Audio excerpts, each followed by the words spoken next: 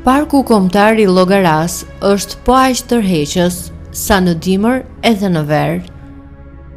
Këtu në këtë atmosferë malore, maja më e lartë shkon në 1050 metra.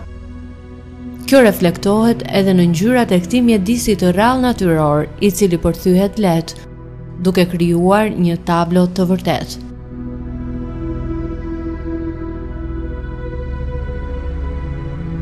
Hapësira pyjore shtrihet në një sipërfaqe prej 1500 hektarësh, por vetëm 1080 prej tyre janë përfshirë në territorin e parkut kombëtar, që mbrohet me liqë të veçantë.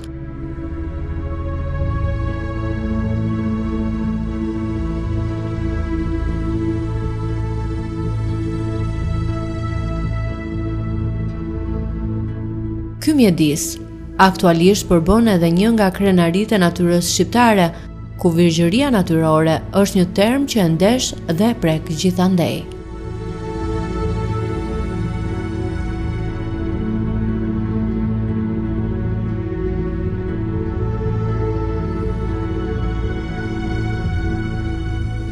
Miq të Histori të Vërteta, kemi udhëtuar sot drejt Llogaras, një pikë turistike dhe mjaft atraktive për gjithë turistët vendas dhe të huaj, për gjithë ata që duan të jenë midis malit dhe detit.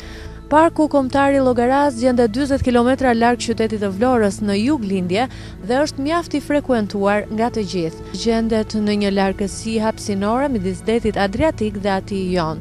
Por kjo zonë është mjaft e pasur edhe në gatime, gjithashtu edhe në historinë. Të gjithë turistët që vinë dhe vizitojnë këtë zonë kanë dëshirën të provojnë gatimet tradicionale, ndër të cilat ne do të kemi në minutat në vazhdim të emisionit tonë.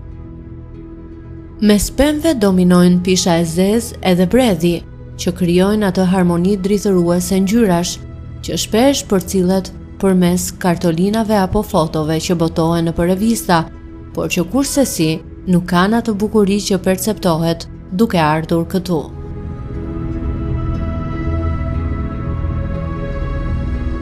Në qafën e Llogaras ka mjaft drur, të cilët kanë forma të veçanta dhe mjaft interesante, si pasojë kjo e korrenteve që ndihen në këtë zonë. Por Llogaraja mbahet gjithashtu si një vend edhe shumë atraktiv në saj të bizneseve dhe lokaleve apo restoranteve që disponon.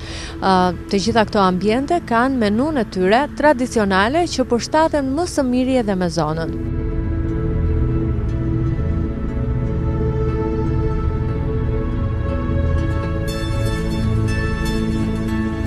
Natyra është një arsye më tepër që njerëzit të vinë këtu për të shijuar e prekur gjithçka që ofron, ajrin e pastër dhe gjelbërimin, ujin e famshëm të Llogaras, mishin e pjekur të qengjit apo të kecit, të pakrahasueshëm me asnjë zonë tjetër të vendit. Turshi i bëjmë vetë të gjitha, të tradicionale, sajojmë vetë, sallatrat, turshit, të gjitha, mish të pjekur. Turshia është me patërxhan, me hudër, me spec, me erza, është marinuar, kaq është kjo. Edhe është e lokalit? Po, e lokalit. Tani, kemi një qofte, po e do ta bëj këtë, qofte. Teorizi është e lokalit dhe kjo, vetë me oriz, me djatra, djatë mental, djatë të bardh, erza, majtanoshko, erzat edhe pancet. Ju këtu keni edhe sallatën që quhet sallat Llogara? Sallat Llogara, është me sallat jeshile, rukola, fileto pule, ara, edhe salcën që bëjmë ne me salcë. Tradicional i zonës, i cili është mish i pjekur në hell, ai është qënq, kec, varet se si e kërkojnë klientat. Kemi dhe kukurecin i cili është i zonës. Shkurtat e cila përbëhen janë zoq të zonës që i bëjmë neve, janë të shitura shumë, i pëlqejnë jashtëmase si turistat të huaj dhe vendas. Si gatuan? Ato skuqe me vaj ulliri, ver të bardh, sherebel, rozmarin, edhe pak krip, salca e tyre shumë e shishme, edhe përbëhen me oriz basmati. Këto skuqe me pak vaj ulliri, shuen me ver të bardh, sherebel, rozmarin, pak ujë edhe krip. Edhe shoqërojmë në oriz basmat, të cilin e përgatisim vetë. Zjetë oriz i vetsh me pak ujë, përgatitet në tigan me pak vaj, me pak gjalp edhe parmigiano, edhe shoqërohet në pjatë.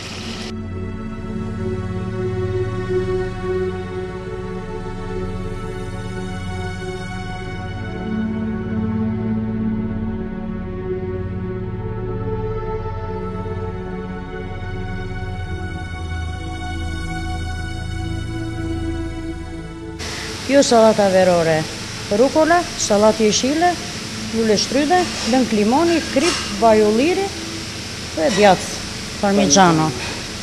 Pra kjo ka kërkesa vetëm në verë? Në verë, po. Kjo është salata llogarash kjo? Kjo është salata llogara, e cila është shumë e kërkuar nga turistë huaj dhe vendas. Kjo është tradita jon. Kjo është thjesht një pite e bërë në vaj ulliri, edhe shoqërojmë sallatën. Pra ty brenda hidhet salata. Kjo është salatë jeshile, rukola, stafi dhe rushi, arra, boçe pishe, salca është e përgatitur me salcë kosi, mustard, mëndërs, aceto balsamico, edhe vaj ulliri dhe mjalt. Shumë interesante dhe shumë e mirë. Shoqërohet me djath parmigiano dhe krem balsamico. Tani shtojmë edhe stikat e pishës. Tani është Kjo gati. është e përfunduar. Kjo është salata llogara. Sa vite ka që... Kemi shumë idene, që në 2004 e kemi bërë. Torta e lokalit, me biskot, çokolat,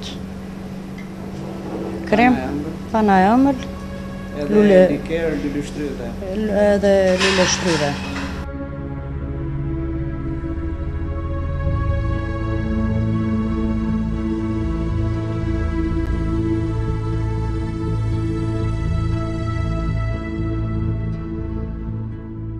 Është një marrëdhënie që nis e përfundon tek natyra, tek vlerat e saj.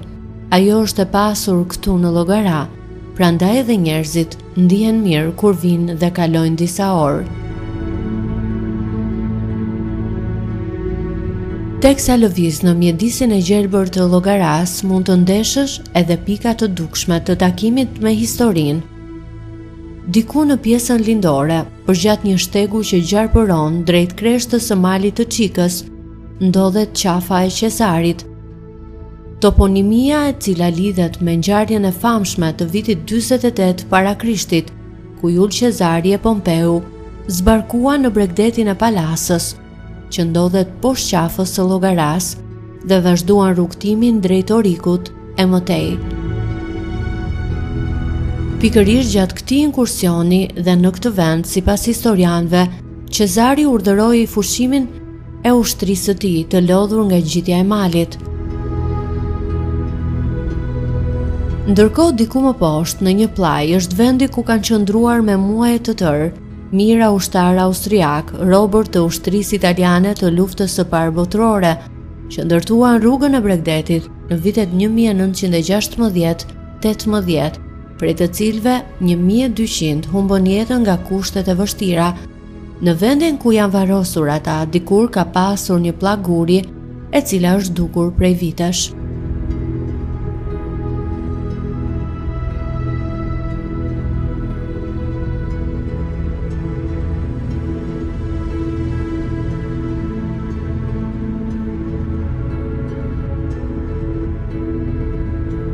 Kur vjen në llogara, vendet janë të shumta, restorantet dhe bizneset me histori të suksesit, si Llogara Tourist Village, një prej vendeve më atraktive.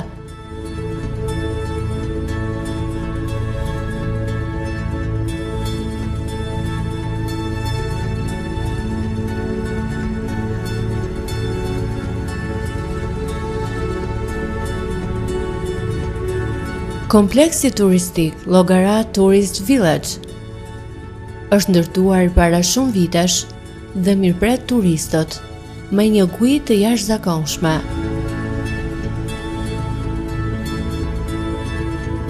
Me gatime tradicionale dhe të veçanta, por gjithashtu edhe me një ambient tepër relaksues dhe sportiv.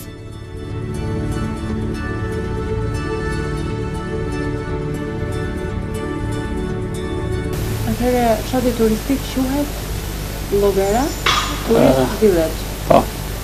Me ka ardhur ky emër dhe kur është ndërtuar fshati? Fshati turistik Llogara quhet, domethënë një fjalë në komplekse e përgjithshme se është një shoqëri që është ndërtuar në vitin 1989 e në vazhdim deri në ditën e sotme. Emërtimi i kësaj është Alp Turist,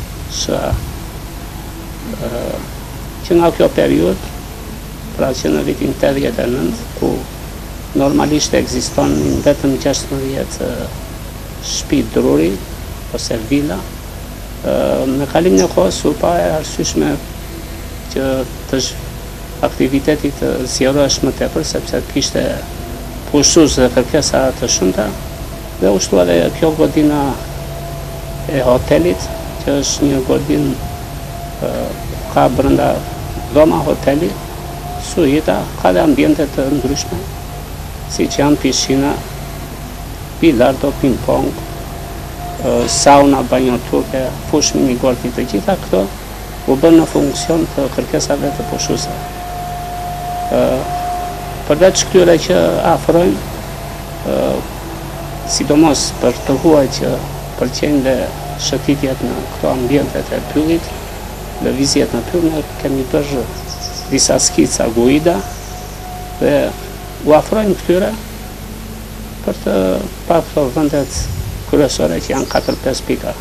Distanca e këtyre është 3 deri në 5 kilometra, se për distanca më të gjata pastaj i shoqërojnë me guida.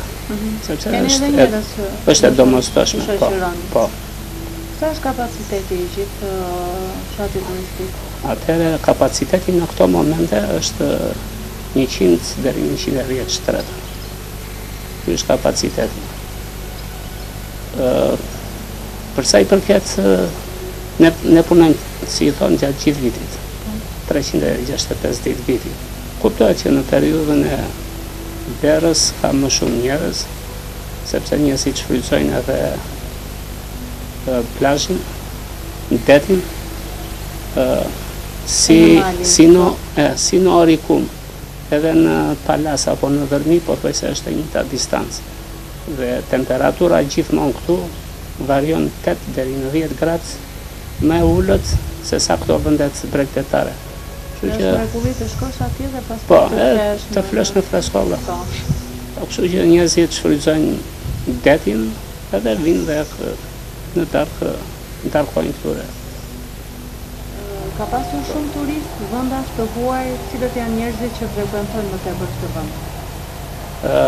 Ky vend ka disa vite që sipas statistikave që kemi ne, të huajt sa vinë edhe shtojnë më tepër.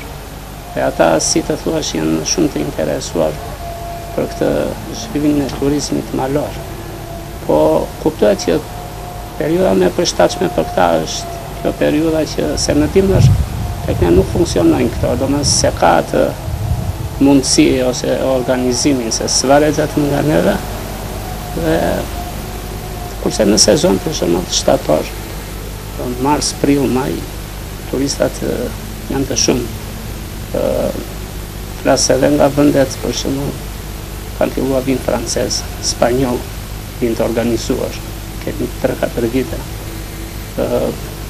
Kanë filluar vinë dhe turq, gjerman. Vjetë për shembull kemi pasur shumë gjerman, kurse italianët po që s'mund t'i përjashtojnë, kemi si në një fluks shumë të madh, po duhet vinë me refugjate që kanë punojnë andja dhe i sjellin si miqtë e tyre. Po si njerëz në zona të ndryshme, për shembull, nga vende të ndryshme kanë kërkesa të tyre. Pëlqen to gjërat gatimi tradicional. Ka shumë asortimente, po unë po përmend 3-4 nga këto. Është një sallat e veçantë që quhet sallat Llogoraj, që është traditë e kësaj zone. Është kosideles që shoqërohet me mjell dhe me ara, sepse kështu serviret në këto anë. Kuptohet mishi i pjekur në hell. S'ka si të mungoj dhe mishi është i këtyre zonave, është domethënë me baktive të Karaburunit që kanë një shije tjetër nga vetë kullot apo ata kullosin.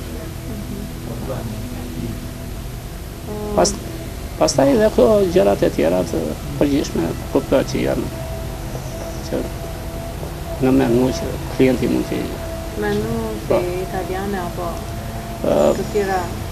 Menuja është më shumë Apo janë bazoheni vetëm tek tradicionalet edhe disa gjëra që janë bazë pastaj.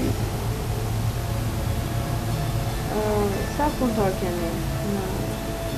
Tani punëtorët janë në varësi të sezonit, kur ka fluks, sidomos në bear numri i fuqisë punëtore kuptohet rritet sepse kërkohet një shërbim dhe cilësi më mirë dhe klientit duhet t'i shërbesh që të rikthehet përsëri ashtu siç ndodh në shumë raste që vjen pushon një herë dhe pastaj bëhet klient i zakonshëm.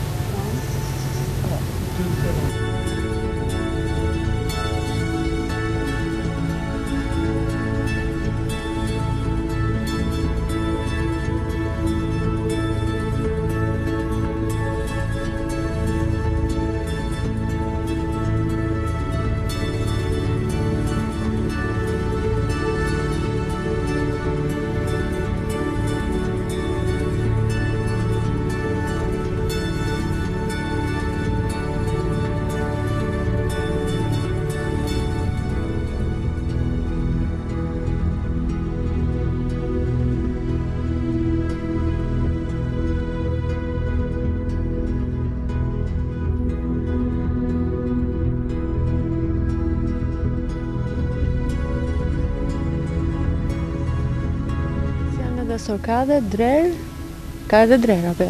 Po, sorkadhet është një diçka e veçantë që mendoj vetëm tek ne, tek ky kompleksi ton ekzistojnë dhe këto janë të rejse për gjithë klientët. Sidomos për fëmijët që argëtohen, plus ambienteve të tjerë që siç e shikoni dhe vetë punohet shumë. Për gjelbërimin që këndi lojrave, mirëmbajtjen e këtyre, ai kompleksi me 7 xhuxhat atje, që është diçka tërheqëse, edhe fëmijët edhe të rriturit kanë dëshirë që në fotot e tyre të kenë një foto me këto kapronjë në sorkadhe. Sa janë gjithsej? Po këto shtohen çdo vit, aktualisht kemi 6 copë.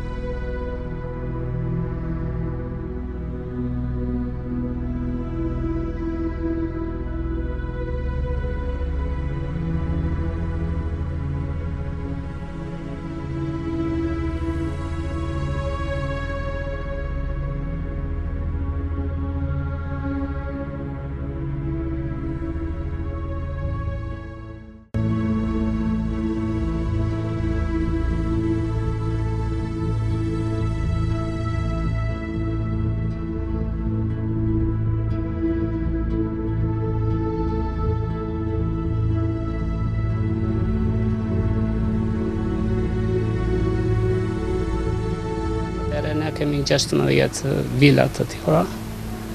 Është një zgjidhje që klientët e pëlqejnë. Kjo përbet nga 2 dhoma, ku një familje mund të shtërrohen në mënyrë të kënaqshme. Në këtë ka dhe një çmim shumë simbolik. Kuptohet që në këtë çmim përfshihet mëngjesi dhe klienti shfrytëzon gjitha këto ambiente që ka ambienti tonë resorti Llogaras. Në çmimin e një nate që mund të vish këtu, përfshihen gjitha? Po, përfshihen gjitha. Çmimi i një nate është 9.000 lekë. Këto sidomos edhe në dimër dhe në verë preferohen më shumë, sepse është një diçka e veçantë që klienti e pëlqen. Kërkon më tepër të jetë më afër shtëpisë, duket sikur jam më shumë. Është më gjë si më intime, më e shkëputur e veçantë sesa në dhomat e hotelit. Hoteli pastaj ka lënë pjesën e luksit. Hoteli, jo, dhe kjo ka të sajnë, sepse punimi me druje kështu është karakteristik dhe është një diçka që në këto ambientet këtu është përshtatur tamam.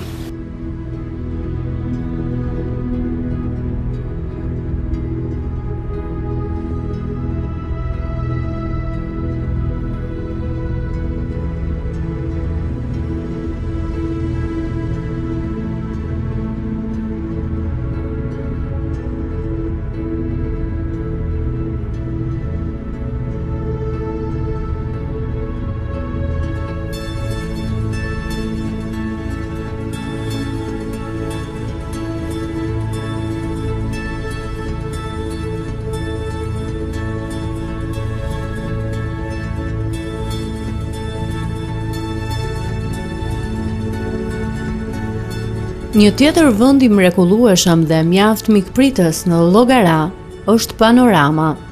Ndodhet në qafën e Llogaras dhe është ndërtuar përpara 10 vjetësh.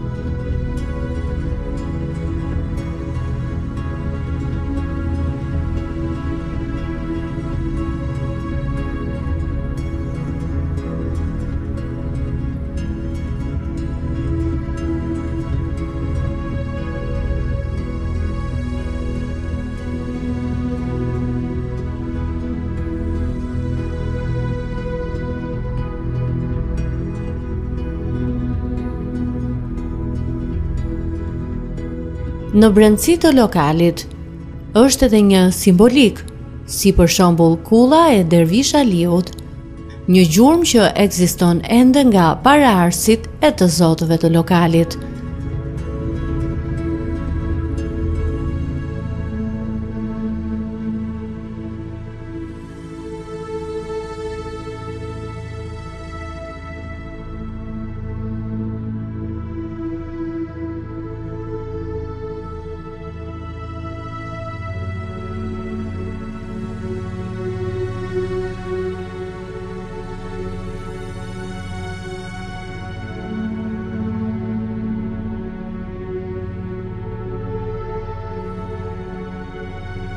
Pamja që shihet nga ky lokal i përshtatet më së miri emrit të tij, pra Panorama, pasi fushpamja që mund të kesh si në pëllëm të dorës është deri në fshatrat e largët të Bregdetit.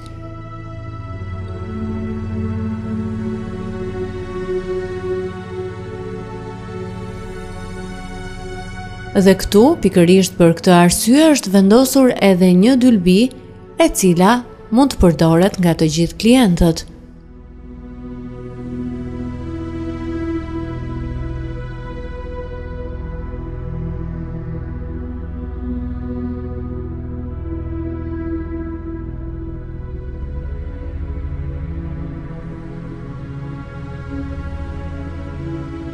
Gatimet që përdoren tek Panorama janë më tepër drejt tradicionales.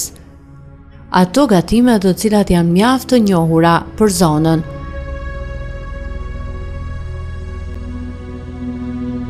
Fundjavat edhe këtu janë full, e ndërkohë ditët e javës bie më pak klientela, sepse ende nuk ka nisur fluksi i turistëve apo pushimeve. Panorama disponon edhe një vend parkimi për kamperat, por gjithashtu vinë edhe turistë të tjerë me bicikleta. Një vend qëndrimi për gjithë ata që vinë qoftë nga Palasa, por qoftë edhe nga qyteti i Vlorës. Këtu mund të pushosh dhe gjithashtu mund të shijosh edhe mishin e pulës, pulave të rritura vet, me dolmën, një gjellë tradicionale për klient të veçantë. Diçka shumë interesante është edhe ndërtesa, e skalitur e gjitha në gur, të zotit të kësaj godine, i është dashur një vit për të skalitur gurët e të gjithë godinës.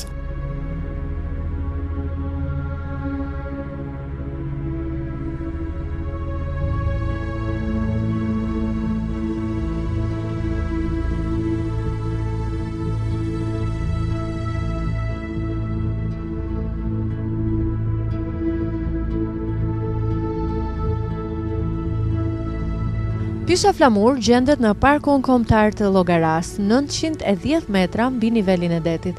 Ka marrë këtë emër pasi, siç e shikoni, i ngjan së tepërmi pamjes së flamurit, e u krijuar kjo në saj edhe të erave të forta të juglindjes. Druri i pishës Flamur është i gjatë 20 metra, e ndërkohë është kthyer tashmë në një monument të rëndësisë së veçantë, kulturore, shkencore, por edhe turistike.